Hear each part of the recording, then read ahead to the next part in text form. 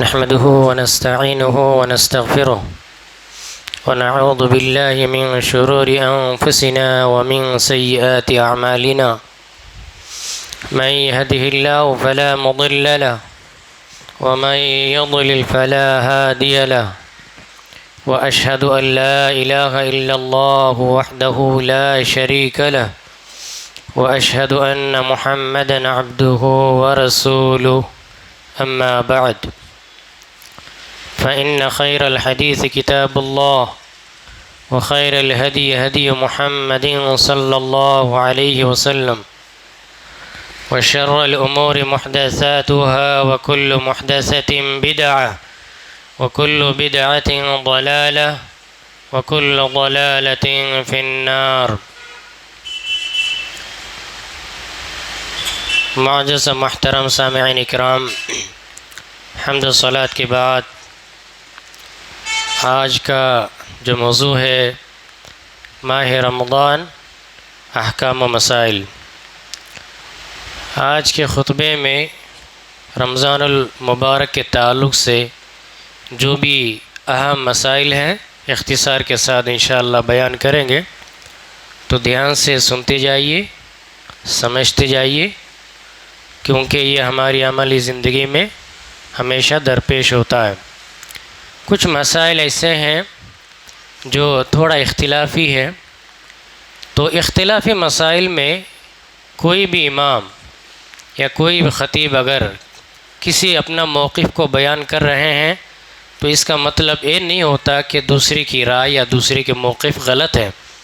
اختلافی مسائل میں اجتہاد کی گنجائش رہتی ہے، اسی لیے جب بھی کوئی اختلافی مسائل بیان کیے جائیں تو آپ یہ نہ سمجھیں کہ اختلافی مسئلہ میں دو قول ہے، ایک غلط ایک صحیح، ایسا نہیں ہے، بلکہ دونوں صحیح ہے اپنے اپنے حساب سے، جس کا جو بہتر لگے عمل کرے۔ باقی علم ایک ایسا سمندر ہے جو اتھاہ ہے، تو کس کے پاس کتنا علم ہو، میرے پاس جتنا علم ہے، جہاں تک میں نے پڑھا، تحقیق کیا، مطالعہ کیا، اسی حیثیت کے مطابق آپ لوگوں کو بیان کرنے کی کوشش کروں گا۔ اس کا مطلب یہ نہیں ہے کہ میری بات آخری بات ہے، حرف آخر ہے، اس کے بعد کوئی گنجائش نہیں ہے۔ اسی لیے جہاں کہیں بھی کوئی ڈاؤٹ ہو، آپ لوگوں کو شبہ ہو، سوال کیجئے، اگر مجھ سے مطمئن نہ ہو کسی بڑے عالم سے پوچھ لیجئے۔ یہ دینی معاملات ہیں، یہ دینی معاملے ہیں، اس میں علم کا کوئی تکبر و غرور نہیں کیا جا سکتا ہے۔ اسی لیے آئیے چلتے شروع کرتے ہیں۔ گزشتہ جمعہ میں آپ کو بیان کیا گیا تھا کہ روزہ شرط ہونے کے لیے، کہ روزہ فرض ہونے کے لیے کتنی شرطیں ہیں؟ بھول گئے؟ روزہ شرط ہونے کے لیے کتنی، روزہ فرض ہونے کے لیے کتنی شرطیں ہیں؟ 5 شرطیں بیان کی گئی تھی نا۔ سب سے پہلی شرط کیا ہے؟ مسلمان ہونا۔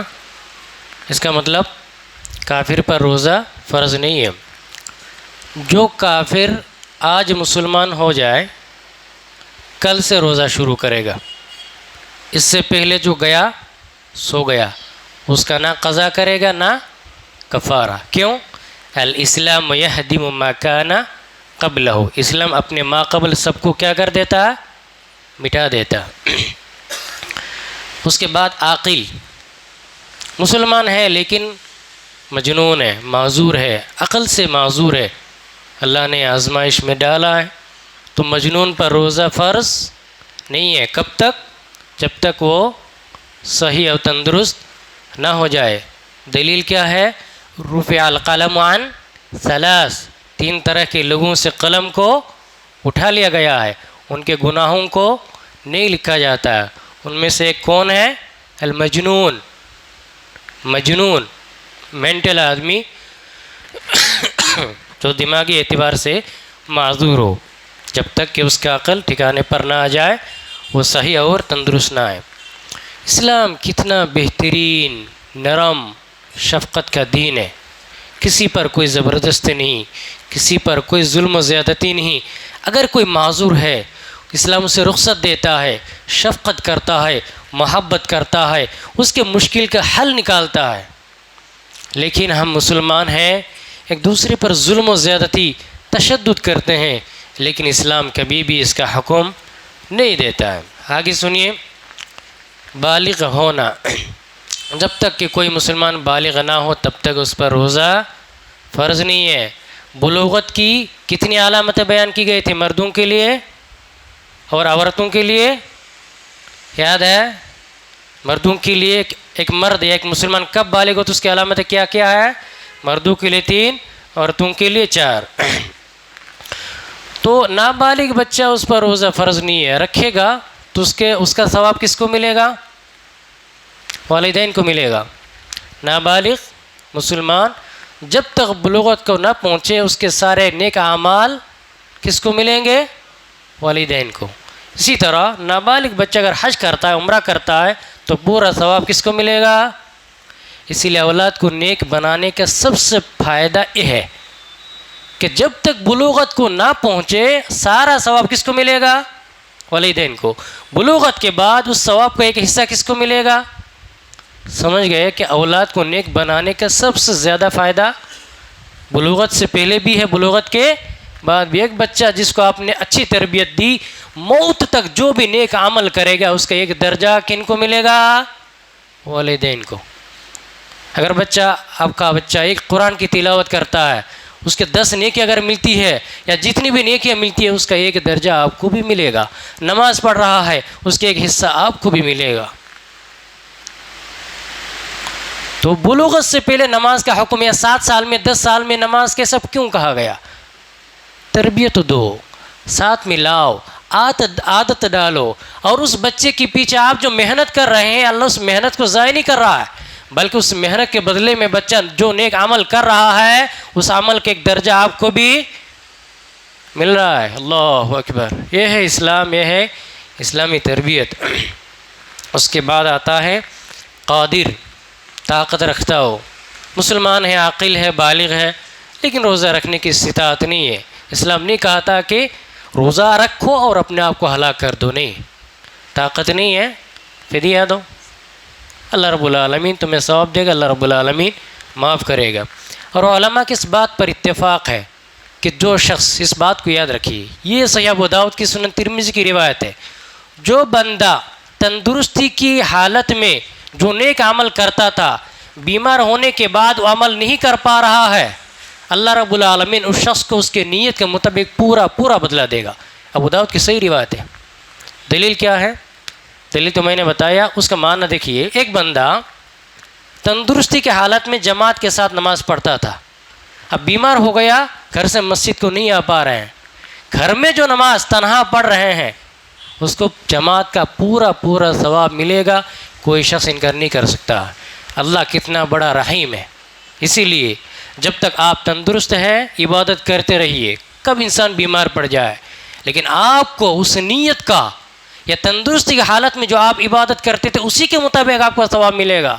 ایسا نہیں ہے کہ آپ بیمار پڑ گئے، جماعت کے ساتھ نماز نہیں پڑھ رہے ہیں، آپ کے دل میں ہے جماعت کے ساتھ نماز پڑھنے کی لیکن مجبور ہے آپ نہیں پڑھ پا رہے ہیں تو آپ کو پورا ثواب نہیں ملے گا۔ گھر بیٹھے اگر نماز پڑھیں گے پوری جماعت کے ساتھ پڑھنے کا ثواب آپ کو انشاءاللہ ملے گا۔ یہ بالکل صحیح روایت ہے۔ مقیم کہا گیا تھا، مقیم پر فرض ہے، یعنی مسافر پر فرض نہیں ہے۔ مسافر کیا کریں گے؟ قضا کریں گے۔ انسان کی زندگی میں سفر کرنے کی ضرورت پیش آتی ہے، اسلام نے کتنا خیال رکھا مسلمانوں کا، سفر میں ہے اسلام نے رخصت دی ہے بعد میں کرو، تفصیلاً آگے بیان کریں گے۔ اسی طرح حیض و نفاس سے پاک ہونا، اگر کسی عورت کو حیض و نفاس آ جائے اسلام نے رخصت دیا، چھوڑ دو بعد میں کرو، کوئی ضروری نہیں ہے اس حالت پر، اس حالت میں روزہ توڑ دینا ہے اور نہیں رکھنے کا ہے۔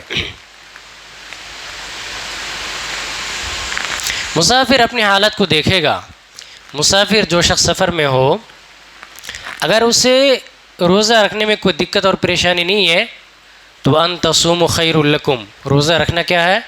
بہتر ہے۔ سفر کی حالت میں روزہ رکھنا اگر مشکل ہو رہا ہو تو اس کے لیے روزہ نہ رکھنا بہتر ہے۔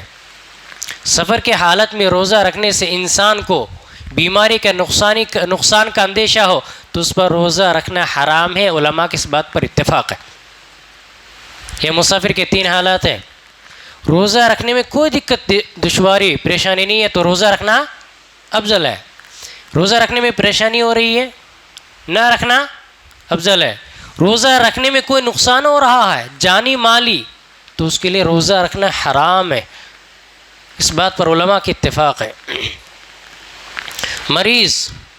مریض کے دو اقسام ہیں. ایک مریض جو چھوٹا مرض ہے بیماری ہے اور شفا ہونے کی امید ہے تو مریض اپنے حالت کو دیکھے گا. اگر مرض کی حالت میں روزہ رکھنے کی وجہ سے اسے کوئی نقصان ہونے کا اندیشہ ہے یا بیماری میں اضافہ ہونے کا اندیشہ ہے تو روزہ نہیں رکھے گا. اس کے لیے روزہ نہ رکھنا بہتر ہے. اگر کوئی شخص بیمار ہے لیکن معمولی بیماری ہے, روزہ رکھنے سے کوئی فرق نہیں پڑ رہا ہے, کوئی نقصان نہیں ہو رہا ہے تو اس کے لیے روزہ رکھنا بہتر ہے. ہاں مریض ہے اور روزہ رکھنے کی وجہ سے اس کو جسمانی مالی یا کوئی بھی نقصان ہونے کا خدشہ ہے یا بیماری میں اضافہ ہونے کا خدشہ ہے تو اس شخص کو بیماری کی حالت میں روزہ رکھنا حرام ہے. اللہ اکبر. یہ ہے اسلام. اپنا نقصان کر کے زبردستی اسلام کسی بھی چیز کا حکم نہیں دیتا ہے.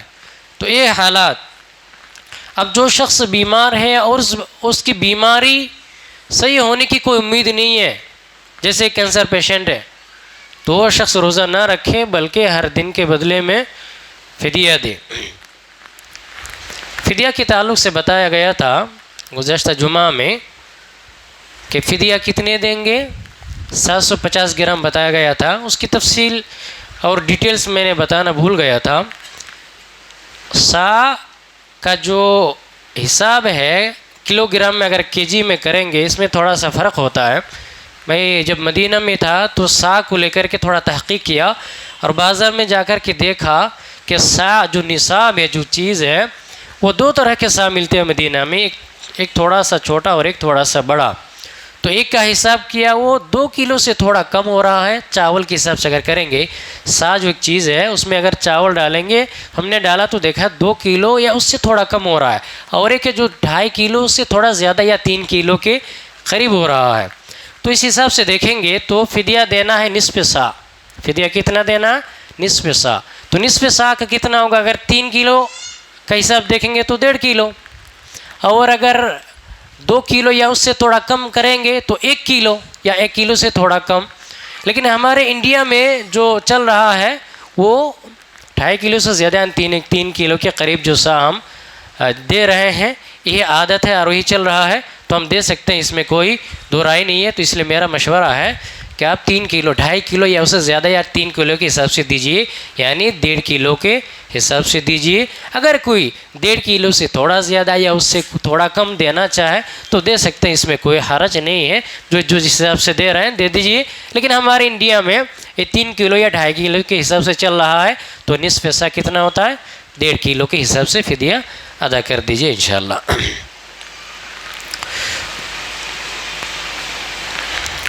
اگر کوئی شخص روزے کی حالت میں ہے لیکن اس کو زبردستی افطار کرایا گیا, کچھ کھلایا گیا, زندگی میں سے حالات آ بھی سکتے ہیں نا, تو اس کا روزہ باقی ہے, نہ اس کو قضا اور نہ کفارہ, کچھ بھی نہیں کرنا ہے. جس شخص کو مجبور کیا گیا افطار کرنے پر وقلبہ مطمئن, اور اس کا دل مطمئن ہو اس چیز پر کہ روزہ نہیں توڑنا چاہتا ہے, توڑنے کی کوئی نیت بھی نہیں ہے, اس کو جو بھی کھلایا گیا جو بھی پلایا گیا اس کے باوجود بھی اس کا روزہ برقرار ہے, وہ روزہ رکھے گا اور اس کو پورا ثواب ملے گا. یہ ہے اسلام. اس کے بعد آئیے شروع کرتے سحری. تو سحری کھانا یہ مستحب ہے. سحری حلال کسی بھی چیز سے کیا جا سکتا ہے, کم ہو یا زیادہ, لیکن تمر یعنی کھجور کے ساتھ سحری کرنا یہ سنت ہے. صحیح بخاری کی روایت ہے, رسول اکرم صلی اللہ علیہ وسلم نے فرمایا تسحروا فإن فی السحور برکہ, سحری کرو کیونکہ سحری میں برکت ہے. مسند احمد کی روایت ہے, رسول اکرم صلی اللہ علیہ وسلم نے فرمایا کہ سحری کی ہر چیز میں برکت ہی برکت ہے, لہذا سحری کو کبھی مت چھوڑو. سحری کے لیے اگر کسی کے پاس کچھ بھی نہ ہو تو کم سے کم وہ پانی پی لے, کیونکہ اللہ رب العالمین سحری کرنے والوں پر رحمتیں بھیجتا ہے اور اللہ کے فرشتے سحری کرنے والوں پر دعائیں خیر کرتے ہیں. صحیح مسلم کی روایت رسول اکرم صلی اللہ علیہ وسلم نے فرمایا اہل الکتاب اور ہمارے صیام روزے کے درمیان جو فرق ہے وہ ہے سحری کھانا اور نہ کھانا۔ اہل الکتاب یہود و نصارہ سحری نہیں کرتے، مسلمان سحری کرتے ہیں، اس لیے کسی بھی حال میں اگر انسان کی استطاعت ہے سحری کو نہیں چھوڑنا چاہیے۔ اگر کوئی شخص حالت جنابت میں ہے، سحری کا وقت ہو گیا ہے، تو اسے فوراً غسل کر لینا ضروری نہیں ہے۔ یعنی سحری کرنے کے لیے حالت طہر میں، پاکی کی حالت میں یا وضو کی حالت میں ہونا شرط نہیں ہے۔ انسان بغیر وضو کے حالت جنابت میں بھی سحری کر سکتا ہے۔ حالت جنابت میں ہے، چاہے احتلام کی وجہ سے ہو یا جسمانی تعلق کی وجہ سے ہو، اگر وہ ناپاک ہو گیا، سحری کا وقت ہو گیا، فوراً سحری کر لے، اس کے بعد نہا لے، پھر نماز پڑھ لے۔ یہ حدیث رسول سے ثابت ہے، لیکن بہتر ہے حالت طہر میں انسان سحری کرے، یہ بہتر ہے، لیکن حالت وضو میں ہونا کوئی ضروری نہیں ہے اور کوئی شرط بھی نہیں ہے۔ سحری انسان کب تک کرے؟ طلوع فجر تک، چاہے اذان ہو یا نہ ہو۔ یہ ضروری نہیں ہے کہ انسان اذان کے انتظار کرے۔ بعض مقامات پر کیا ہوتا ہے، اذان لیٹ سے ہوتی ہے، بعض مقامات پر اذان پہلے ہوتی ہے، لہذا ہر مسلمان کو یہ جاننا ضروری ہے کہ سحری کا وقت کب ختم ہو رہا ہے۔ وقت ختم ہو گیا فوراً بند کر دینا چاہیے، اذان کے انتظار کرنا یہ ضروری نہیں ہے۔ یہ صحیح ابن خزیمہ کی روایت رسول اکرم صلی اللہ علیہ وسلم نے فرمایا کہ جس شخص نے فجر سے پہلے نیت نہیں کیا تو اس کا روزہ نہیں ہے۔ تو اس سے کیا معلوم ہوا؟ فجر کی اذان سے پہلے آپ کو نیت کرنا ہے، فجر کے وقت نہیں، اذان کے وقت نہیں، بلکہ قبل الفجر کہا گیا، فجر سے پہلے، فجر کی اذان سے پہلے آپ کو نیت کرنا ہے، سحری ختم کرنے کا ہے۔ اس بات کو سمجھیے۔ جو لوگ انتظار کرتے ہیں کہ اذان ہوگی اس کے بعد پانی پئیں گے اس کے بعد نیت کریں گے، یہ عادت ٹھیک نہیں ہے۔ اللہ کے رسول صلی اللہ علیہ وسلم نے کیا فرمایا؟ فجر سے پہلے جس نے نیت کی اس کی روزہ ہے، جس نے نیت نہیں کی اس کا روزہ نہیں ہے۔ تو اس لیے یاد رکھیے اذان سے پہلے، فجر سے پہلے آپ کو نیت کرنا ہے۔ یہ عادت بنا لیے کہ نہیں انتظار کرتے ہیں اذان ہو گئی نیت کر لیے، یہ ٹھیک نہیں ہے۔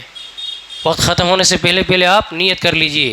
ابو داؤد کی ایک روایت کے اندر جو آیا ہے، رسول اکرم صلی اللہ علیہ وسلم نے فرمایا کہ اگر اذان ہو رہی ہو اور انسان سحری کر رہا ہو تو اپنی ضرورت کو اذان مکمل ہونے تک پوری کرے۔ تو اس کا معنی محدثین نے اس پر محمول کیا ہے، جس مسجد میں وقت سے پہلے اذان ہو رہی ہو اور سحری کا وقت باقی ہو تو اپنی حاجت پوری کر لے وقت ختم ہونے تک۔ لیکن یہ کبھی بھی نہیں ہے کہ اذان ہو رہی ہے انسان اذان ختم ہونے تک سحری کر رہا ہے۔ تو پھر اس حدیث کا کیا معنی کہ فجر سے پہلے نیت جس نے کیا اس کا روزہ ہے، جس نے نیت کی اس کا روزہ ہی نہیں ہے؟ سمجھے اس بات کو۔ اور علماء نے اس حدیث کا جو آیا ہے کہ اذان کا ختم کرے، یہ ان لوگوں پر محمول کیا ہے کہ اگر کوئی شخص اچانک بیدار ہو گیا اور اذان ہو رہی ہے، اس نے سحری نہیں کر پایا، تھوڑا سا پانی پی لیا، ایک کھجور کھا لیا اور فوراً نیت کر لیا، لیکن اس کو عادت بنانا نہیں ہے۔ لیکن سب سے افضل اور بہتر کیا ہے؟ اذان سے پہلے آپ کو نیت کرنا ہے۔ اذان کے لیے انتظار کبھی بھی آپ کو نہیں کرنا ہے۔ اسی لیے دیکھیے اپنے پاس وقت کیا ہے وہ رکھ لیجئے، چارٹ رکھ لیجئے، اور اپنے موبائل کے اندر بھی الحمدللہ بہت اچھے ایپ ہیں، محدثین نے بڑی تحقیق کے ساتھ بنایا ہے، اب اس پر اعتماد کر سکتے ہیں۔ انسان کا روزہ جو باطل کر دے وہ 7 چیزیں ہیں، اس کو ذرا دھیان سے سنیے۔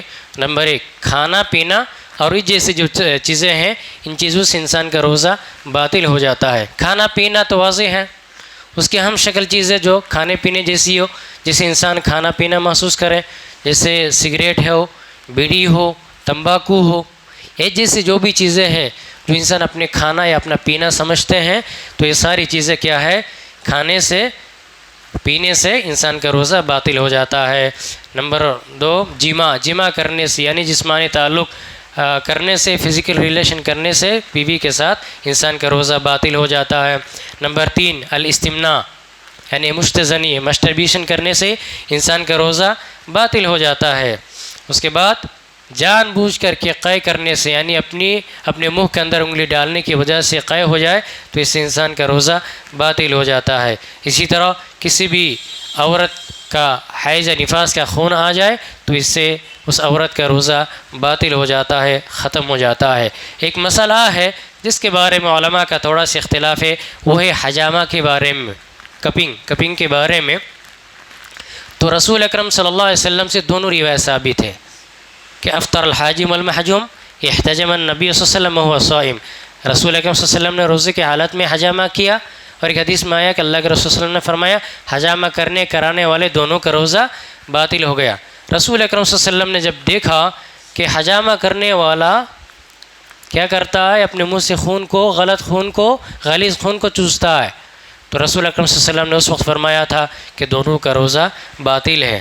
کرانے والے کی غلطی کیا ہے، بہت سارا خون نکل آتا ہے جس سے انسان کمزور ہو جاتا ہے، اسی لیے اللہ کے رسول صلی اللہ علیہ وسلم نے فرمایا کہ کرانے والا کے بھی باطل ہے۔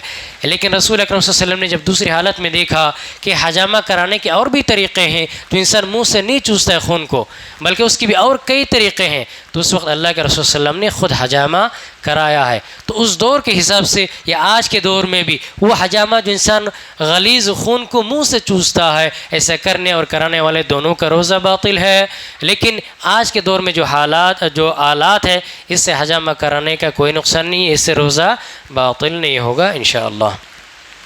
اگر کوئی شخص جان بوجھ کر کے اپنے روزہ کو توڑ دیتا ہے، چاہے وہ کھانے کی وجہ سے ہو، پینے کی وجہ سے ہو، جماع کی وجہ سے ہو، تو اس شخص کو قضا اور کفارہ دونوں دینا اس پر واجب اور ضروری ہے۔ کفارہ کیا دے گا؟ سب سے پہلے ایک گردن کو آزاد کرے گا، ایک گردن کو چھڑائے گا۔ اگر اس کی طاقت نہیں ہے تو 2 مہینے کا پے در پہ روزہ رکھے گا۔ اگر اس کی طاقت نہیں ہے تو ہر ایک دن کے بدلے میں 60 مسکین کو کھانا کھلائے گا، نصف سا کی طعام کے برابر ہر مسکین کو کھانا کھلائے گا، جیسا کہ صحیح بخاری کے اندر 1936 کے اندر یہ حدیث موجود ہے۔ اگر کوئی شخص سو جائے اور اسے احتلام ہو جائے تو اس پر کوئی بھی نہ قضا ہے نہ کفارہ ہے، بلکہ غسل کر لے، اس کا روزہ بالکل صحیح اور مکمل ہے۔ روزے کے حالت میں مزید اگر نکلے تو اس سے روزہ باطل نہیں ہوگا، لیکن انسان اگر خود اپنی منی کو خارج کرے تو اس سے روزہ باطل ہو جائے گا، اس میں علماء کا اتفاق ہے۔ 2 ایسی چیزیں ہیں جس کے بارے میں تھوڑا سا اختلاف ہے کہ اگر کوئی شخص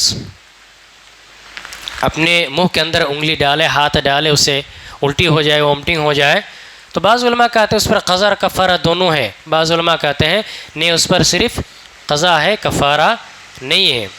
اسی طرح جس شخص نے مستزنی کیا یا مستبیشن کیا، علماء کا 2 قول ہے، بعض کہتے ہیں کہ اس پر قضا کفارہ دونوں ہیں، بعض علماء کہتے ہیں نہیں، وہ قضا کرے گا، کفارہ نہیں دے گا۔ احتیاط کا تقاضا ہے کہ ان چیزوں سے ہمیں بچنا چاہیے۔ جس عورت کو حیض و نفاس کا خون آ جائے، دن بھر یعنی شام تک، غروب شمس تک انہیں بھوکا رہنے کی ضرورت نہیں ہے، بلکہ اپنی مرضی سے کھا لے پی لے، وہ اس کا روزہ ختم ہو گیا، وہ اپنی حساب سے کھا پی سکتی ہے، اس کو غروب شمس تک انتظار کرنے کی یا بھوکے رہنے کی کوئی بھی ضرورت نہیں ہے۔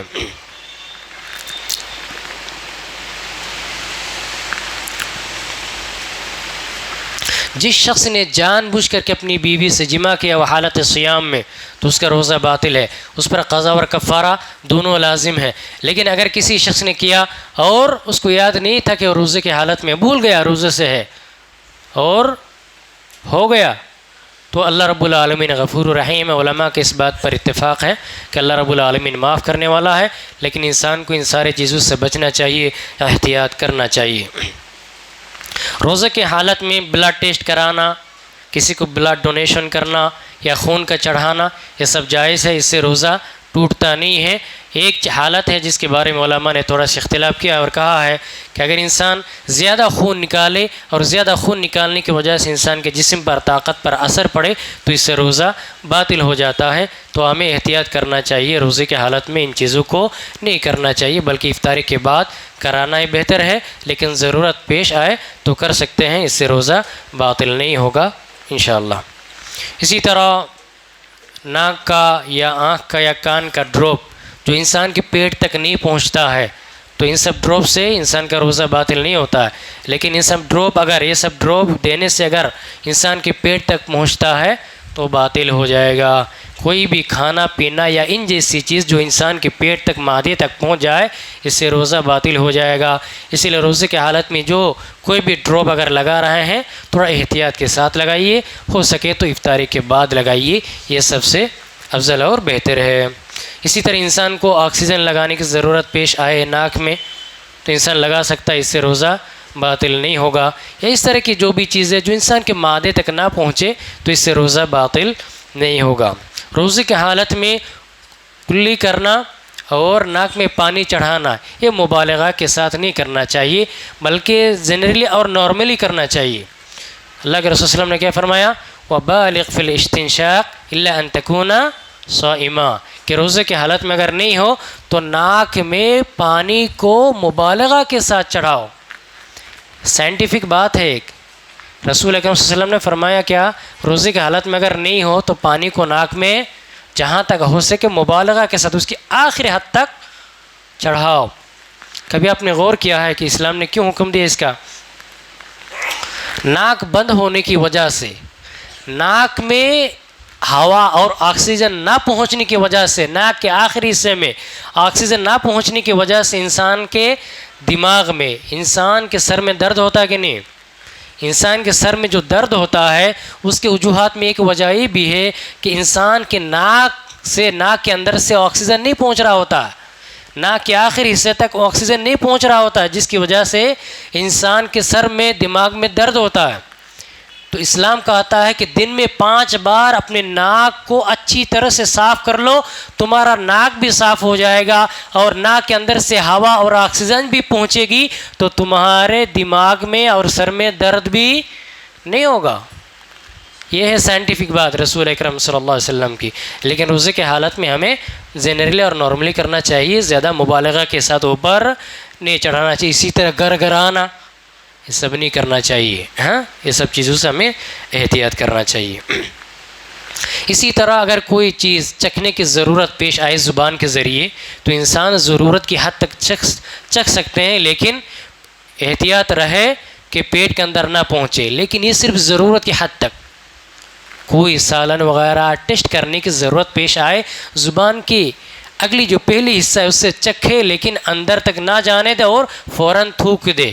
لیکن علماء نے کہا کہ اس کو ضرورت کی حد تک ہی کرے، ورنہ یہ مکروہ ہے، ایسا نہیں کرنا چاہیے۔ صرف ضرورت پیش آئے تو یہ کرنا جائز ہے، اجازت ہے، ورنہ نہیں ہے۔ روزے کی حالت میں نہانا، وضو کرنا، صابن لگانا، شیمپو لگانا، جسم کو صاف کرنا یہ سب جائز ہے، اس سے روزہ نہیں ٹوٹتا، اس میں کسی کا کوئی بھی اختلاف نہیں ہے۔ اسی طرح خوشبو کا استعمال کرنا، سرما لگانا، اسی طرح پرفیوم استعمال کرنا یہ سب جائز ہے۔ لیکن علماء نے اس بات کی طرف اشارہ کیا ہے کہ وہ پرفیوم جس میں کیمیکل ہوتا ہے وہ سب لگا کر کے مسجد میں نہیں آنا چاہیے۔ حرام تو نہیں ہے لیکن مکروہ ہے، بچنا چاہیے۔ خوشبو استعمال کیجئے، لیکن وہ سب پرفیوم جس میں سب کیمیکل وغیرہ ہوتے ہیں، شراب وغیرہ کی چیزیں جو ملائی جاتی ہیں، تو ان سب چیزوں کو استعمال کرنے سے گریز کرنا چاہیے۔ اگر انسان کرے بھی ایک دم ہلکا پھلکا تو مسجد میں وہ سب لگا کر کے نہیں آنا چاہیے، بہتر ہے۔ روزے کے حالت میں مسواک کرنا یہ ہر حال میں جائز ہے۔ مسواک کرنا کسی وقت کر سکتے ہیں۔ امام ابو حنیفہ رحمہ اللہ فرماتے ہیں کہ زوال کے بعد مسواک کرنا مکروہ ہے۔ امام ابو حنیفہ نے کیوں کہا؟ ہم ذرا غور کریں تو اماموں کے قول پر کہ ان لوگوں نے کتنی تحقیق کی شریعت کے بارے میں۔ امام ابو حنیفہ کو جب یہ حدیث پہنچی کہ روزہ دار کے منہ کی بدبو اللہ کے نزدیک مشک عنبر سے بھی زیادہ حسین افضل ہے، محبوب ہے، تو امام ابو حنیفہ نے کہا کہ زوال کے بعد کوئی بھی شخص مسواک نہ کرے تاکہ اس کے منہ کی بدبو افطار تک برقرار رہے اور اللہ کی پسند ہے۔ دیکھیں اماموں کے قول میں کتنی گہرائی ہے۔ لیکن راجی اور درست بات یہی ہے کہ انسان کسی بھی حال میں مسواک کر سکتے ہیں، اس میں کوئی شک و شبہ نہیں ہے۔ لیکن منجن ہو، اسی طرح کولگیٹ ہو، جو جس کے اندر کیا ہوتا ہے، شوگر ہوتا ہے، اسی طرح ٹیسٹ ہوتا ہے، اس میں ذائقہ ہوتا ہے، تو علماء نے مکروہ کہا ہے، حرام تو نہیں کہا ہے، مکروہ کہا ہے کہ روزے کے حالت میں منجن کا استعمال کرنا، اسی طرح کولگیٹ کا یا ان جیسی چیزوں کا استعمال کرنا جس کا ذائقہ انسان کے اندر تک پہنچتا ہے، تو یہ سب استعمال نہیں کرنا چاہیے، یہ سب مکروہ ہے۔ لیکن اگر کوئی کرے تو باطل نہیں ہوگا، لیکن یہ مکروہ ہے، حرام تو نہیں ہے، لیکن بچنا چاہیے، احتیاط کا یہی تقاضا ہے۔ روزے کی حالت میں انسان بھول جاتا ہے کہ وہ روزہ سے ہے، کبھی کچھ کھا لیتا ہے، کچھ پی لیتا ہے، تو اس کا حکم کیا ہے؟ قضا اور کفارہ کچھ بھی نہیں کرے گا، اپنے روزے کو مکمل کرے گا اور اس کو مکمل ثواب ملے گا انشاءاللہ۔ بخاری مسلم کی روایت ہے، رسول اکرم صلی اللہ علیہ وسلم نے فرمایا جو شخص بھول جائے کہ روزے سے ہے، اس کے بعد کچھ کھا لیا، کچھ پی لیا، تو اللہ نے اسے کھلایا، اللہ نے پلایا، اللہ نے معاف کر دیا۔ اللہ کتنا غفور ہے، اللہ کتنا رحیم ہے کہ بندہ روزہ دار سے اللہ کتنی محبت کرتا ہے۔ چلو روزے سے ہے، غلطی سے کچھ ہو گیا، کچھ کھا لیا، اللہ نے معاف کر دیا۔ اللہ روزے دار کو، مومن کو کتنا معاف کرتا ہے، لیکن ہم مسلمان ہیں، چھوٹی چھوٹی غلطیوں کو معاف نہیں کرتے، بدلہ لیتے ہیں، حسد کرتے ہیں، لمبی دیر تک عداوت رکھتے ہیں۔ اللہ تعالیٰ آپ کی اور ہماری اتنی غلطیوں کو جب معاف کر رہا ہے تو ہم کون ہیں کسی کی غلطی کو معاف نہ کرنے والے؟ اللہ بھی تو ہماری غلطیاں معاف کر رہا ہے، تو ہم ایک دوسرے کی غلطی کو کیوں معاف نہیں کر سکتے؟ روزے کی حالت میں کھانا پینا کتنی بڑی بات ہے، روزہ ٹوٹ جاتا ہے، لیکن روزہ دار بندہ اگر غلطی سے کھا لیتا، پی لیتا، بھول جاتا، اللہ معاف کر دیتا ہے۔ غلطی جان بوجھ کر کے کون کرتا ہے آج کے دور میں؟ انجانے میں تو کرتا ہے، غلط فہمی کی وجہ سے ہی تو ہوتا ہے۔ ایک دوسرے کو معاف کر دیا کریں، آپ اپنے بھائیوں کو معاف کریں گے تو اللہ آپ کو بھی معاف کرے گا۔ آگے چلیے، روزے کے حالت میں جو مکروہ اور حرام چیزیں ہیں جن سے ہمیں بچنا چاہیے، ان میں سے کیا ہے؟ گالی گلوچ، بیہودہ باتیں کرنا، کسی کو تکلیف دینا، کسی کو دھوکہ دینا، لڑائی جھگڑا، دشمنی، چغلی، غیبت، ان ساری چیزوں سے ہمیں بچنا چاہیے۔ رسول اکرم صلی اللہ علیہ وسلم فرماتے ہیں، صحیح بخاری کی روایت ہے کہ بندہ روزہ رکھتا ہے لیکن جھوٹ بولنا، غیبت، چغلی، بیہودہ، لڑائی جھگڑا، جہالت، جاہلانہ حرکتیں نہیں چھوڑتا ہے، تو اسے بندوں کے روزے کی اللہ کو کوئی ضرورت نہیں ہے۔ چاہے لوگ روزہ رکھے نہ رکھے برابر ہے، اللہ کے نزدیک ایسے لوگوں کے روزے کی کوئی حیثیت نہیں ہے۔ اسی طرح مصدرک حاکم کی روایت، رسول اکرم صلی اللہ علیہ وسلم نے فرمایا کہ کھانا پینا چھوڑ دینے کا نام صرف روزہ نہیں ہے، بلکہ گالی گلوچ، دھوکہ، جھگڑا، فتنہ، فساد، لڑائی جھگڑے، ان ساری چیزوں سے اپنے آپ کو بچانے کا نام روزہ ہے۔ اگر تمہارے ساتھ ایک کوئی سلوک اگر کوئی کرے، تمہارے ساتھ ایسا سلوک حرکت کرے، تو فوراً کیا کہنا؟ انی صائم، بھائی میں روزے سے ہوں، میں یہ سب حرکت نہیں کر سکتا، یہاں تک کہ میں تمہاری حرکتوں کا جواب بھی نہیں دے سکتا۔ یہ ہے ایک روزے دار کی اعلیٰ صفت۔ اسی طرح رسول اکرم صلی اللہ علیہ وسلم نے فرمایا، صحیح نسائی کی روایت ہے، کتنے ایسے روزے دار ہیں ان کو روزے رکھنے کے کوئی فائدہ نہیں ملتا، صرف بھوکے رہتے ہیں، بس پیاسے رہتے ہیں، ان کو اپنے روزے کا کوئی بھی ثواب نہیں ملتا۔ یہ کون لوگ ہیں بتائیے؟ دن بھر بھوکے پیاسے رہنے کے باوجود بھی ما حاصل کیا؟ کچھ نہیں۔ وہ کون لوگ ہیں؟ یہی تو لوگ ہیں۔ اپنے اخلاق کو درست کیجئے، اپنے روزے کی حفاظت کیجئے، اور اپنے روزے کو، اپنے اعمال کو برباد نہ کیجئے۔ اسی طرح روزے کی حالت میں بیوی کے قریب جانا، بیوی کا بوسہ لینا، گلے لگانا، یہ ساری حرکتوں سے بچنا چاہیے۔ عائشہ رضی اللہ تعالیٰ عنہ فرماتی ہے، رسول اکرم صلی اللہ علیہ وسلم روزے کی حالت میں مجھ سے مباشرت تو کیا کرتے تھے، لیکن رسول اکرم صلی اللہ علیہ وسلم اپنے نفس پر بہت کنٹرول رکھتے تھے، اسی لیے ایسا کرتے تھے۔ ہمیں بچنا چاہیے، اگر کوئی شخص ایسا کرتا ہے اور انزال ہو جاتا ہے تو اس کا روزہ باطل ہو جاتا ہے۔ ہمیں ان سارے چیزوں سے احتیاط کرنا چاہیے اور بچنا چاہیے۔ اس کے بعد آتے ہیں افطار کی طرف۔ افطار جتنی جلدی ہو سکے، وقت ہو گیا فوراً کر لینا چاہیے۔ اور افطار کے لیے کھانا یہ سنت ہے، افطاری کے لیے کوئی کھانا یا پینا ہو یہ واجب اور ضروری نہیں ہے۔ اگر انسان کے پاس کھانا پینا کچھ بھی نہیں ہے، ایسی جگہ پہ گیا اس کے پاس کچھ بھی نہیں ہے کھانے پینے کے لیے، اس نے صرف دل کے اندر نیت کیا کہ میں نے افطار کیا، تو اس کا افطار ہو گیا ہے۔ یعنی کھانے کے لیے افطاری میں یہ کچھ بھی کسی چیز کا ہونا واجب اور ضروری نہیں ہے، یہ سنت ہے، مستحب ہے۔ نیت کرنا افطاری کا یہ ضروری ہے۔ رسول اکرم صلی اللہ علیہ وسلم فرماتے ہیں کہ لوگ اس وقت خیر و بھلائی میں رہیں گے جب تک افطاری میں جلدی کریں گے، یعنی وقت ہو جائے فوراً کر لیں گے، افطاری میں تاخیر نہیں کریں گے۔ اسی طرح مستدرک حاکم کی روایت رسول اکرم صلی اللہ علیہ وسلم فرماتے ہیں کہ دین اسلام اس وقت تک غالب رہے گا، غلبہ پہ رہے گا جب تک لوگ افطاری کو جلد بازی میں کریں گے، جلدی میں کریں گے، یعنی وقت ہوتے ہی فوراً کر لیں گے، کیونکہ یہود و نصارہ تاخیر کرتے ہیں۔ جو لوگ جان بوجھ کر کے وقت ہونے کے باوجود افطار کرنے میں تاخیر کرتے ہیں، کس کی مشابہت کر رہے ہیں؟ یہود و نصارہ۔ اور کس کی معصیت کر رہے ہیں؟ رسول اکرم صلی اللہ علیہ وسلم کی نافرمانی کر رہے ہیں۔ گویا کہ دو بڑے بڑے گناہ، یہود و نصارہ کی مشابہت اور رسول اکرم صلی اللہ علیہ وسلم کی نافرمانی، تیسرا خیر و برکت سے لوگ محروم ہیں، اسی لیے یہ سب نہیں کرنا چاہیے۔ اسی طرح سحری میں بھی تھوڑا لیٹ کرنا، اپنی عادت بنا لینا، تاخیر کرنا، وقت ہو گئے پھر بھی انسان تاخیر کر رہا ہے، یہ ساری چیزوں سے ہمیں بچنا چاہیے۔ افطار کے وقت رسول اکرم صلی اللہ علیہ وسلم فرماتے، ترمذی کی روایت ہے، جب افطار کا وقت ہو جائے تم میں سے کوئی بھی شخص افطار کرے تو کھجور سے افطار کرے، اگر کھجور نہیں ہے تو پانی سے افطار کرے۔ تو یہ سنت ہے، کھجور نہیں ہے تو پانی سے، کھجور اور پانی انسان کے لیے سب سے زیادہ مفید ہے، اسی لیے ان دونوں کا رسول اکرم صلی اللہ علیہ وسلم نے ذکر کیا ہے۔ اس کے علاوہ کوئی بھی چیز سنت سے ثابت نہیں ہے جو سنت ہو، لیکن کسی بھی حلال چیز سے انسان افطار کر سکتا ہے، لیکن کھجور اور پانی کی موجودگی میں کسی اور چیز سے افطار کرنا کیا ہے؟ بدعت ہے۔ کیا ہے؟ بدعت ہے، یہ سنت کی مخالفت ہے۔ کھجور اور پانی موجود ہے، اس کے باوجود اگر کوئی شخص کسی چیز سے افطار کر رہا ہے اور اسے سنت سمجھ رہا ہے، چاہے وہ نمک ہو، چاہے وہ تربوز ہو، خربوز ہو، کوئی بھی اور چیز ہو، کھجور اور پانی کی موجودگی میں اسے چھوڑ کر کے دوسری چیز سے افطار کر رہا ہے اور اسے سنت سمجھ رہا ہے، تو یہ رسول اکرم صلی اللہ علیہ وسلم کی مخالفت ہے، یہ بدعت ہے، ایسا نہیں کرنا چاہیے، ان سے ہمیں بچنا چاہیے۔ اب 3 اور مسئلے بیان کر کے اپنی بات ختم کر رہا ہوں۔ ایک مسئلہ کہ انسان روزہ رکھا، ٹرین میں، بس میں، فلائٹ میں چڑھ گیا، اب وہ کس حساب سے افطاری کرے گا؟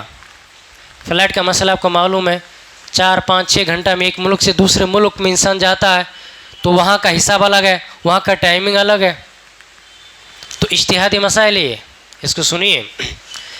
جو کوئی بھی شخص کا سواری پر بیٹھ گیا، اسے روزے کے حالت میں بیٹھ گیا، جانے کے بعد دوسرے ملک میں گیا اور وہاں جانے کے بعد افطاری کا ٹائم ہو گیا، چاہے اس کا 12 گھنٹہ ہوا یا نہ ہو، وہ وہاں پہ جا کر کے افطاری کر لے، سمجھے؟